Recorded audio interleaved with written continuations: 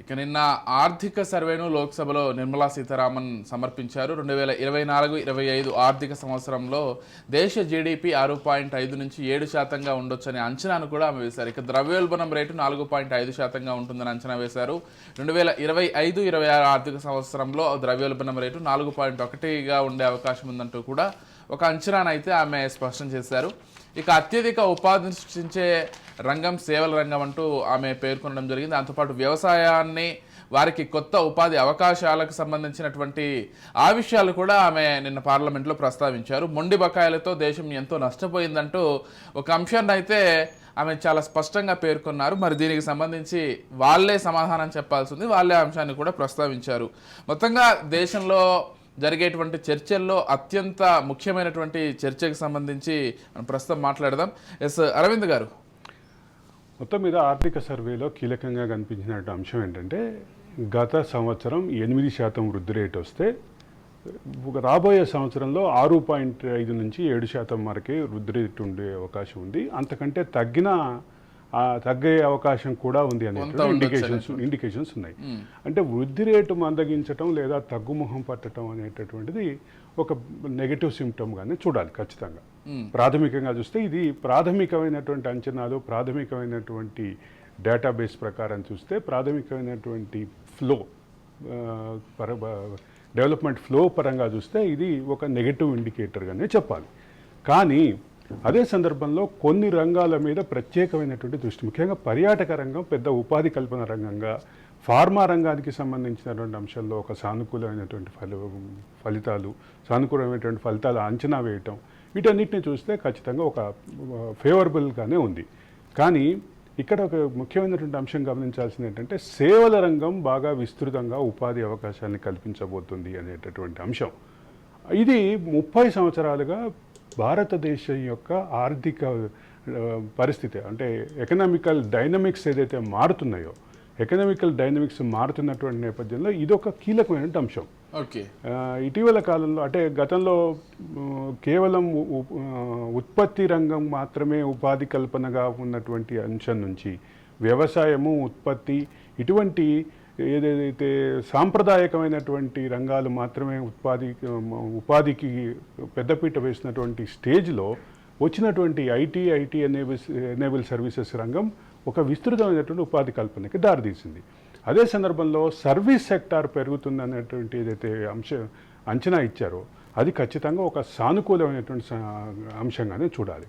రెండో పక్క ఉపాధి రంగంలోతో పాటు మొత్తం ఉత్పత్తి రంగం కూడా కీలకమైనటువంటి పాత్ర పోషిస్తుంది అనేటువంటి ఇండికేషన్స్ ఏవైతే ఉన్నాయో, అదే సందర్భంలో విమానయాన రంగం, ఫార్మా రంగం, ఇట్లాంటి సాంప్రదాయక రంగాలకి బ్రిడ్జింగ్, అంటే ఆధునికమైనటువంటి భారతదేశానికి, సాంప్రదాయక భారతదేశానికి బ్రిడ్జింగ్గా ఉన్నటువంటి ఏవైతే సెక్టార్స్ ఉన్నాయో ఆ సెక్టార్స్ మీద ఇచ్చినటువంటి సానుకూలమైనటువంటి ఇండికేషన్స్ కూడా ఒక పాజిటివ్ ఇండికేటర్గానే చూడాలి. రైట్, ఇది ఒక ప్రాథమికమైన అంచనా. మిగతాది ఒకసారి రెహమాన్ గారితో మాట్లాడి రెహమాన్ గారు ఏం చెప్తారో చూద్దాం. రెహమాన్ గారు, అసలు ఏంటి పరిస్థితి?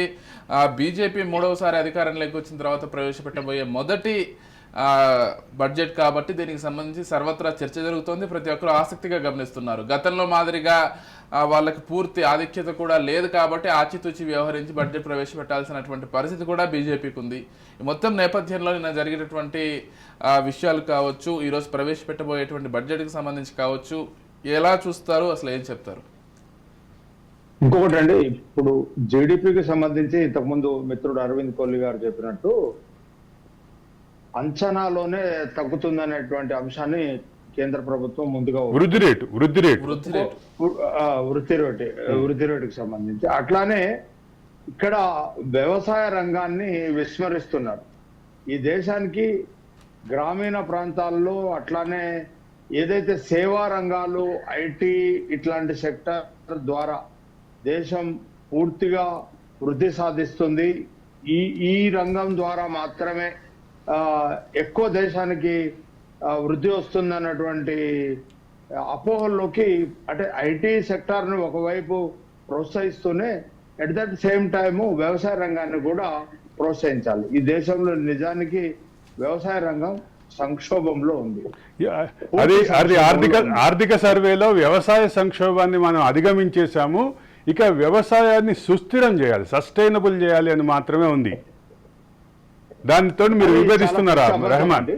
ఈ దేశంలో సమగ్ర వ్యవసాయ విధానం లేకపోవడం వల్ల చాలా మంది రైతులు వ్యవసాయాన్ని పూర్తిగా మానుకునేటువంటి పరిస్థితిని మనం దేశంలో చూస్తున్నాం. ఈరోజు దేశంలో పెద్ద ఎత్తున ఆందోళన జరిగినాయంటే వ్యవసాయ రంగం నుంచే ఉత్తర భారతదేశంలో జరిగినాయి. ఈ వ్యవసాయ రంగాన్ని సుస్థిరపరచకుండా, ఈ వ్యవసాయ రంగాన్ని దేశ అభివృద్ధిలో భాగస్వామ్యం చేయకుండా, మనం మొన్న చూసిన మైక్రోసాఫ్ట్ విండోస్ కాసేపు ఆగిపోతే దేశం ఆగిపోయే, ప్రపంచమే ఆగిపోయేటువంటి పరిస్థితి వచ్చింది. కొద్దిసేపు కనుక జీమెయిల్ పనిచేయకపోతే ప్రపంచం అక్కడికక్కడ ఆగిపోతుందండి. అంటే ఇట్లాంటి వాటిపైన మాత్రమే మనం ఆధారపడుతూ, ఇంకొక అంశం చెప్పారు, చైనా మరిన్ని పెట్టుబడులు పెడితే ఈ దేశం వృద్ధి రేటును మరింత ముందుకు తీసుకెళ్లేటువంటి అవకాశం ఉంది. మనం ఎవరి మీద ఆధారపడుతున్నాం అంటే స్వయం సమృద్ధి వైపు కాకుండా ఎవరో వచ్చి మనల్ని పెట్టుబడుల ద్వారా ఈ దేశాన్ని పైకి లేపాలనేటువంటి దీంట్లోకి వెళ్తున్నాం. ఈ రోజు చైనా భారతదేశం పట్ల ఎట్లాంటి వైఖరిని కలిగి ఉంది, ఆర్థికంగా లేకపోతే దిగుమతుల ద్వారా ఏ రకంగా మనల్ని ఒకవైపున మింగేస్తూ వస్తున్నటువంటి ప్రమాదాన్ని కూడా మనం గుర్తించాలి. ఆ ప్రమాదాన్ని గుర్తించకపోతే ఆల్రెడీ మన చేతులన్నీ కట్ చేసి చైనాకి ఇచ్చేసినాం. మొత్తాన్ని అది ఒక అనుకొండలాగా మింగేటువంటి పరిస్థితి మన భూభాగాన్ని ఒకవైపు స్వాధీనం చేస్తుంది. మన ఆర్థిక వనరుల అన్నిటిపైన దాని ఆధిపత్యం క్రమంగా వచ్చింది. ఇంకా చైనా పెట్టుబడుల పైన కూడా మనం ఆశిస్తున్నాం. నిజానికి ఈరోజు చైనాని పక్కన పెట్టి మన ఆర్థిక వృద్ధి రేటు గురించి కానీ లేకపోతే ఈ దేశ అభివృద్ధి గురించి కానీ మాట్లాడే పరిస్థితి లేకుండా మనం తయారు చేసుకున్నాం. డెఫినెట్ గా ఇదంతా వీళ్ళు మాటల్లో చెబుతున్నట్టుగా వ్యవసాయ రంగాన్ని పక్కన పెట్టి వ్యవసాయ రంగాన్ని కేంద్ర ప్రభుత్వం తన పరిగణలోకి తీసుకొని, వ్యవసాయ రంగంలో ఉపాధి అనేది లేదండి. వ్యవసాయ రంగం అనేది ఉపాధి పెరిగింది వ్యవసాయ రంగంలో అని చెప్తున్నది పచ్చి అబద్ధం. ఇంకో విషయం, అసలు వ్యవసాయ రంగానికి సంబంధించి ఏ రైతు కూడా దాన్ని ఒక లాభసాటిగా చూస్తున్నటువంటి వ్యవహారం దేశంలో ఎక్కడా లేదు. చాలా బటన్ గానే ఫెయిల్ అవుతున్నారు రైతులు. ఐటీ సెక్టర్ కి సంబంధించి కూడా ప్రపంచ వ్యాప్తంగా రెసెషన్ నడుస్తోంది. అది కూడా అంత లాభసాటిగా ఉన్నటువంటి పరిస్థితి ఏం లేదు. భారతదేశంలో కూడా ఐటీ సెక్టర్ కొంత క్రమక్రమంగా తగ్గుతున్నటువంటి పరిస్థితిని గమనిస్తున్నాం. కంపెనీలు కూడా కొన్ని వెనక్కి వెళ్ళిపోతున్నాయి, వచ్చేటువంటివి కూడా ఆగిపోతున్నాయి. విజయ్ గారు చాలా కీలకమైన అంశము. మనం రాజ్ న్యూస్ వేదికగా ఈ అంశాన్ని డెఫినెట్ గా దేశానికి, ప్రజలకి, ఉమ్మడి ఆంధ్రప్రదేశ్ తెలంగాణ ప్రజలకు కూడా మనం తెలియజేయాలి. వ్యవసాయ రంగంలో కనీసం 10,000 దాటి క్వింటాకు పత్తికి ఇవ్వకపోతేనండి గిట్టుబాటు అవ్వదు రైతుకి. 5,000 రూపాయల చొప్పున క్వింటాకి ఈ రోజు కొనేటువంటి పరిస్థితి. అంటే రైతు పెట్టిన పెట్టుబడిలో దాదాపు సగంకి పైనగా నష్టం వచ్చేటువంటి పరిస్థితి. ఈరోజు మిర్చి కూడా అట్లానే ఉందండి. మిర్చి గోదాముల్లో, ఏసీ గోదాముల్లో, కోల్డ్ స్టోరేజ్ లో మక్కుతూ ఉంది. ఈ రోజు మొత్తం రైతులు పండించినటువంటి మిర్చికి వాళ్ళు ఇవ్వాల్సినటువంటి కనీసమైనటువంటి ధర ఇవ్వట్లేదు. మిర్చికి అంటే వాణిజ్య పంటల్లో పత్తికి విపరీతమైన ఖర్చు వస్తుంది. అవి ఇవ్వకపోవడం వల్ల రైతు పూర్తిగా నలిగిపోతున్నాడు అండి. వీళ్ళేదో ఆర్థికంగా మేము రుణ విముక్తుల్ని చేస్తాం, అది చేస్తాం అంటే రైతులు కోరుకోవడం లేదండి. రైతులు ప్రధానంగా కోరుకుంటున్నది తాము పండించిన పంటలకు గిట్టుబాటు ధరలను ఇవ్వండి, ఒక అంచనా వేయండి. ఒక ఎకరానికి రైతు పండించడానికి ఎంత ఖర్చు అవుతుంది, ఎంతమంది కూలీలను ఉపయోగిస్తున్నాడు, తన కుటుంబం ఎలా అందులో పాల్గొంటుంది, కనీసమైనటువంటి అంటే రాష్ట్ర కేంద్ర ప్రభుత్వ ఉద్యోగులతో సమానంగా, ఐటీ ఉద్యోగులతో సమానంగా వాళ్ళ ఆదాయం లేకపోయినా కనీసం వాళ్ళ జీవనోపాధి అంటే వాళ్ళ కుటుంబాలు గడిచేలాగానైనా ఒక ప్రణాళికను కనుక కేంద్రం ఒక సమగ్ర వ్యవసాయ విధానాన్ని తీసుకొస్తే తప్ప ఈ దేశంలో వ్యవసాయం ముందుకు పోయే పరిస్థితి లేదండి. డెఫినెట్ గా ఈ దేశము, ఈ రాష్ట్రము వ్యవసాయ రంగం అనేది సంక్షోభంలో ఉంది. ప్రాక్టికాలిటీలో మనం చూసినట్టయితే రైతు కూలీలు సంతోషంగా లేరు, ఇటు రైతులు కూడా సంతోషంగా లేరు. ఇంకొకటి ఏంటంటే రైతు కూలీల సంఖ్య గణనీయంగా తగ్గుతుందండి. గతంలో ఉన్నటువంటి పాలేరు వ్యవస్థ పూర్తిగా రద్దయిపోయింది, గ్రామాల్లో లేదు, యాంత్రీకరణ వచ్చేసింది. డెఫినెట్ గా అనేక మార్పులు వచ్చినాయి. ఎడ్ల బండులు పోయినాయి, పొలాల్లో దుక్కి దున్నే ఎడ్లు లేవు. ఇప్పుడు చాలా మార్పులు వచ్చేసినాయి. వస్తున్నటువంటి మార్పులకు అనుగుణంగా రైతులకు, రైతు కూలీలకు, ప్రజలకు, వ్యవసాయ రంగానికి అంటే భూసార పరీక్షలు చేయడం, అసలు ఈ దేశంలో జరుగుతున్నటువంటి వ్యవసాయ విస్తరణ ఎంత మేరకు ఉంది, ఏం పంటలు వేశారనేటువంటి నమోదు చేసే ఒక వ్యవస్థ ఉందని చెప్పుకుంటున్నటువంటి ఈ ప్రభుత్వాల దగ్గర రైతు వెళ్ళి నమోదు చేసుకోవాలంటున్నారండి. అక్కడ ఫీల్డ్ ఆఫీసర్లు ఉంటారు, వాళ్ళు ఎప్పుడు ఫీల్డ్కి రారండి, వాళ్ళు ఎక్కడో ఉంటారు, మనం వెళ్ళి నమోదు చేసుకోండి అనేటువంటి పరిస్థితి. ఈ దేశంలో నిరక్షరాస్యులైనటువంటి రైతులు తాము ఏం పంట వేసామో మళ్ళీ పంటలు కొనేటప్పుడు మళ్ళీ వాళ్ళు చెక్ చేస్తారు, మొక్కజొన్న లేకపోతే ఇట్లాంటి. ఇప్పుడు సిసిఐ కాటన్ కొనట్లేదు, ఇప్పుడు జొన్నలు, కందులు లేదండి మా రికార్డులో మీరు ఆ పంట వేసినట్టుగా లేదంటే మరి ఇంకో రైతుకు ఎవరి పేరన్నా ఉంటే ఆ రైతు పేరు పైన వాళ్ళు అమ్ముకోవాలా. ఆ రైతుకు లోన్ ఉందనుకోండి, ఈయన వేసిన పంట డబ్బులన్నీ అక్కడ కట్ అయిపోతాయి, వీళ్ళిద్దరి మధ్యలో గొడవ స్టార్ట్ అవుతాయి. ఇట్లాంటి ప్రాక్టికాలిటీ ఉంది. అసలు వ్యవసాయ అధికారులు ఫీల్డ్కి వెళ్ళాలా, భూసార పరీక్షలు చేయాలా, రైతులకు సూచనలు ఇవ్వాలా, ఇవన్నీ ప్రాక్టికాలిటీలో ఈ శాఖ ఏం చేయట్లేదండి. అట్లానే కేంద్ర రాష్ట్ర ప్రభుత్వాలు కూడా వాళ్ళతో పనిచేయించడం కానీ రైతులకు చేదోడుగా ఉంచాలనేటువంటి ఉద్దేశాలు లేవు. వ్యవసాయ అనుబంధ పరిశ్రమల్ని, ప్రాసెసింగ్ సెంటర్లని కేవలం నినాదాల్లో మాత్రమే మిగిలి ఉన్నాయి. ఈ దేశంలో వ్యవసాయాన్ని పరిపుష్టి చేస్తే ఈ దేశం డెఫినెట్ గా చైనాను అందుకునే వైపు అడుగులేస్తుంది. ఐటీ రంగం విజయ్ దీంట్లో ఈ ఆర్థిక సర్వేకి సంబంధించినటువంటి ప్రెజెంటేషన్లో నేను కొన్ని వైరుధ్యాలు కనిపించినాయి. ప్రాథమికమైన వైరుధ్యం ఏంటంటే, గతంలో మనము చైనా విదేశీ పెట్టుబడులు ఆకర్షించడంలో పోటీ పడేవాళ్ళం. వివిధ రంగాల్లో విదేశీ పెట్టుబడులను ఆకర్షించడంలో రెండు పోటీదారులుగా ఉన్నాయి. రెండు పోటీదారులుగా ఉన్నటువంటి స్టేజ్ నుంచి ఈరోజు ఒక విచిత్రమైనటువంటి పరిస్థితి, చైనా నుంచి మనం పెట్టుబడులు ఆకర్షిస్తున్నాం. చైనా నుంచి అంటే దీనికి మధ్యలో ఇంకొకటి జరిగింది. చైనా నుంచి పెట్టుబడులు తరలిపోతున్నాయి అనుకున్నటువంటి నేపథ్యంలో, ముఖ్యంగా కరోనా నేపథ్యంలో అంటే ఆ పెట్టుబడుల్ని మన దేశానికి ఆకర్షించడానికి కూడా ప్రయత్నం చేస్తాం. దాంట్లో ఐఫోన్ల తయారీ ఇది ఒక ప్రధానమైన అంశం అయితే అది సక్సెస్ కూడా అయ్యాం. అక్కడ తయారయ్యేటటువంటి ఫోన్ మ్యానుఫ్యాక్చరింగ్ యూనిట్లని వేరే దేశాలకి తరలించే క్రమంలో భారత్ ఒక ప్రధానమైనటువంటి ఫెసిలిటీగా కనిపించింది విదేశీ కంపెనీలకి.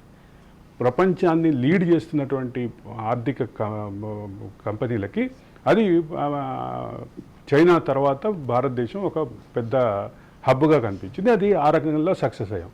ఫార్మా రంగంలో చైనాని మనం ఎప్పుడో దాటేసాం. నిన్న ప్రజెంట్ చేసినటువంటి ఆర్థిక సర్వేలో సిద్దిపేటలో ఏర్పాటు చేసినటువంటి ఒక ఐరన్ క్లస్టర్ కానీ, అదే సందర్భంలో మరొక ముఖ్యమైనటువంటి అంశం ఏంటంటే ఫార్మా రంగంలో లైఫ్ సైన్సెస్లో భారతదేశాన్ని లీడ్ చేస్తున్నటువంటి ప్రాజెక్టుల్లో మేజర్ కంపెనీలు దాదాపు 10-12 లీడింగ్ కంపెనీలు మొత్తం హైదరాబాద్ కేంద్రంగా, తెలంగాణ కేంద్రంగా ఉన్నాయని కూడా ఆ సర్వేలో ఉంది. అంటే ఈ అంశాలు అంటే నేను ఒక ప్రధానంగా చెప్పే అంశం ఏంటంటే, మనం చైనా నుంచి వెళ్ళిపోతున్న పెట్టుబడులను ఆకర్షించాలి అనేటటువంటి టాస్క్ నుంచి చైనా నుంచి కూడా పెట్టుబడులు ఆకర్షించాలి అనేటటువంటి టాస్క్కి మారటం వెనక ఉన్నటువంటి వైరుధ్యం నాకు అర్థం కాలేదు. విజయ్ గారు ఒక చిన్న అభ్యంతరం అండి నాకు. ఫార్మా రంగం అనేది ప్రపంచ దేశాలన్నీ ఒక డస్ట్బిన్ గా చూస్తున్నాయి. ప్రపంచానికి కావాల్సిన 70% ఫార్మాస్యూటికల్ మందులన్నీ హైదరాబాద్ నుంచే తయారవుతున్నాయి. పటాన్ చెరువు నుంచి మొత్తం కారిడార్ ఏర్పడింది. అంటే భూగర్భ జలాలు కానివ్వండి, కాలుష్యం కానివ్వండి. రెహమాన్ ఇదే రాజ్ న్యూస్ లో పనిచేసినప్పుడు దాని మీద ఒక సిరీస్ చేసినట్టున్నారు. అంటే మొత్తము భూగర్భ జలాలన్నీ కలుషితం అయిపోయినాయండి. ఎక్కడ ఈ ఫార్మా రంగం నుంచి వచ్చేటువంటి పొల్యూషన్, వాయు కాలుష్యం కానివ్వండి, లేకపోతే భూగర్భ జలాలు కానివ్వండి, ప్రపంచ దేశాలన్నీ హైదరాబాద్ ను ఒక డస్ట్బిన్ గా వాడుతున్నాయి. దీని విషయంలో అంటే మన దేశానికి అవసరమైందే కాకుండా ప్రపంచ దేశాలు రిజెక్ట్ చేసినటువంటి, అంటే ప్రతి డ్రగ్ కు సైడ్ ఎఫెక్ట్ ఉందండి. అంటే ఆ మొత్తాన్ని తీసుకొచ్చి కేంద్రీకృతంగా హైదరాబాద్ లోనే తయారు చేస్తే ఉపాధి అవకాశాలు, మిగతా అంశాలు పక్కన పెట్టి అనారోగ్య అవకాశాలు కూడా చాలా విపరీతంగా యా, పెరుగుతాయి. ఆ అంశం కూడా అభివృద్ధి చెందిన అనారోగ్యం దేశాలన్నిటినీ- పెరుగుతోంది, మానసిక అనారోగ్యం పెరుగుతుందన్న అంశం కూడా ఆర్థిక సర్వేలో ఉంది. ఉంది. అది కూడా కాబట్టి అలర్ట్ గా అందరూ ఉండాల్సిన కూడా- అంశంగానే చెప్పారు. అదే మనం Right, ఏ- right. అంటే విషయాన్ని దాపి పాలు పిండడమేనండి. ఫార్మా రంగాన్ని పూర్తి స్థాయిలో విస్తరించి ఇప్పటికే ప్రపంచ దేశాలకు ఇక్కడ- కావాల్సిన 70% మందులు మన దగ్గర తయారవుతాయి. ఇక్కడ ప్రధానమైన అంశం ఏంటంటే ఫార్మా రంగంలో ప్రొడక్షన్ ఒక భాగం ఉంటుంది, R&D ఒక భాగం ఉంటుంది. ఫార్మా రంగానికి సంబంధించిన R&D సెంటర్స్ 10-12 కంపెనీలు ఏవైతే ఉన్నాయో అవి తెలంగాణలో సెటిల్ అయినాయి, చాలా బ్రహ్మాండంగా ప్రోగ్రెస్ అవుతున్నాయి, చాలా రీసెర్చ్ బాగా జరుగుతోంది అనే అంశాన్ని లైఫ్ సైన్సెస్కి సంబంధించినటువంటి సెగ్మెంట్లో చాలా క్లియర్గా ఈ సర్వేలో మెన్షన్ చేశారు. మెన్షన్ చేసిన దాంతోపాటు ఇంకా కొన్ని అంశాలకు సంబంధించిన ఇన్సాల్వెన్సీకి సంబంధించినటువంటి అంశం. చాలా కంపెనీలు ఇన్సాల్వెన్సీ దిశగా వెళ్తున్నాయి అనేటటువంటి హెచ్చరిక జారీ చేస్తూనే ఇన్సాల్వెన్సీ కంటే ముందే రుణాలని వెనక్కి తీసుకోవడంలో బ్యాంకులు సక్సెస్ అయ్యాయి అని చెప్పారు. ఈ రెండింటి మధ్య ఉన్నటువంటి వైరుధ్యం కూడా ఖచ్చితంగా పాయింట్ టు బి నోటెడ్.